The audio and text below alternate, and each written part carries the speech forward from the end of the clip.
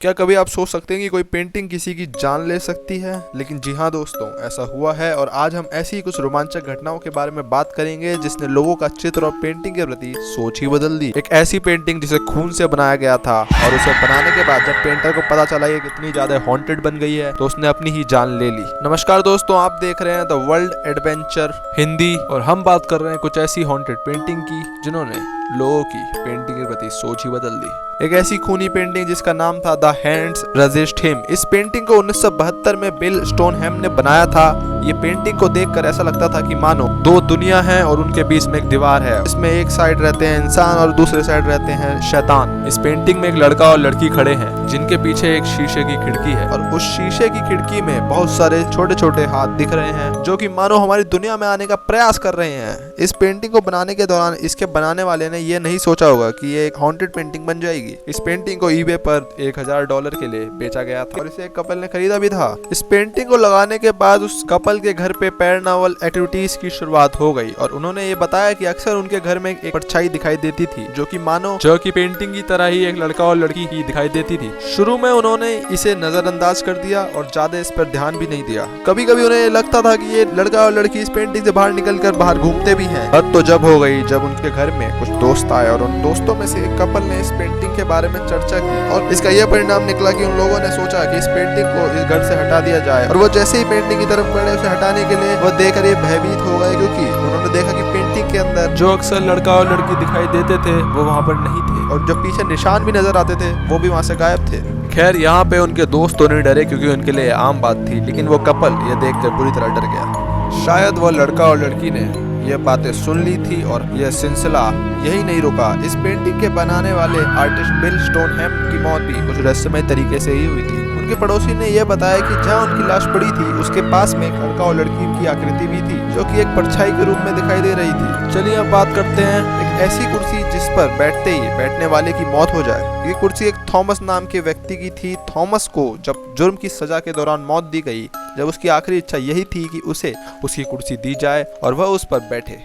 दूसरे विश्व युद्ध के दौरान यह कुर्सी एक पब में रखी हुई थी और वहां धीरे धीरे से सोल्जर उस पर बैठने का प्रयास करते थे और भी सोल्जर उस कुर्सी पे बैठता था उसकी रहस्यमय तरीके से युद्ध के मैदान में सबसे पहले मौत हो जाती थी। यह कुर्सी अभी तक एक म्यूजियम में है और आप यकीन नहीं मानेंगे कि ये दीवार पर ऊपर अटका कर लगाया गया है ताकि कोई उस कुर्सी पर ना बैठ पाए।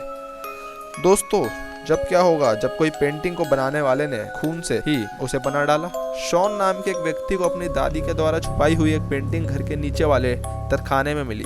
यह पेंटिंग उसकी दादी ने 25 साल से छुपा रखी थी और यह कहा गया था कि इस पेंटिंग को स्टोर रूम से बाहर ना निकाले, इसीलिए वह स्टोर रूम या कहीं तरखाना भी बंद कर दिया गया था। शॉन को उसकी दादी ने समझाया भी था लेकिन शॉन नहीं माना और शॉन वहाँ पे पेंटिंग को निकालने चल पड़ा। शॉन की दादी ने यह बताया था कि यह पेंटिंग शापित है। उसको बनाने वाले ने इसे खून से बनाया था लेकिन शॉन नहीं माना। शॉन ने यह पेंटिंग अपने मेन ड्राइंग रूम में लगाई। पेंटिंग के लगाने के कुछ दिनों बाद ही कुछ अजीबोगरीब चीजें महसूस की गई। पूरे घर का माहौल कुछ डरावना सा हो गया। यही नहीं, शाम को उसकी बीवी ने यह बताया कि उस घर में कभी कभी किसी व्यक्ति के चलने की आवाज रात को सुनाई भी देती है, लेकिन इसे नजरअंदाज करते हुए शॉन ये नहीं माना कि ऐसा भी कुछ होता है।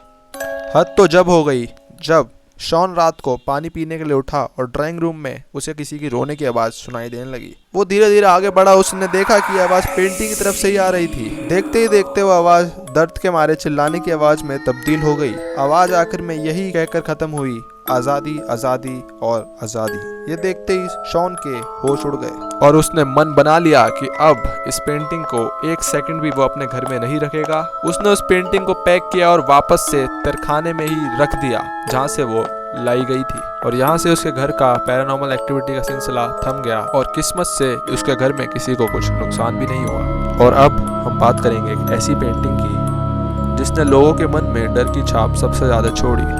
हो सकता है आपने इस पेंटिंग का नाम सुना भी हो। इस पेंटिंग का नाम है द क्राइंग बॉय पेंटिंग को दुनिया के मशहूर आर्टिस्ट जियोनी ब्रॉगलिन ने बनाया था। पेंटिंग इतनी ज़्यादा अच्छी थी कि इसे काफ़ी लोगों ने पसंद भी किया था। इसी के चलते जियोनी ब्रॉगलिन ने इसकी बहुत सारी सीरीज भी बनाई। द क्राइंग बॉय पेंटिंग के बिकने के बाद जिन भी लोगों ने इस पेंटिंग को अपने घर में लगाया उनके घर में अजीबोगरीब घटनाओं का सिलसिला शुरू हो गया। किसी को रात के समय चलने की आवाज़ तो किसी को गेट खटखटाने की आवाज़ें अक्सर सुनाई देती थी।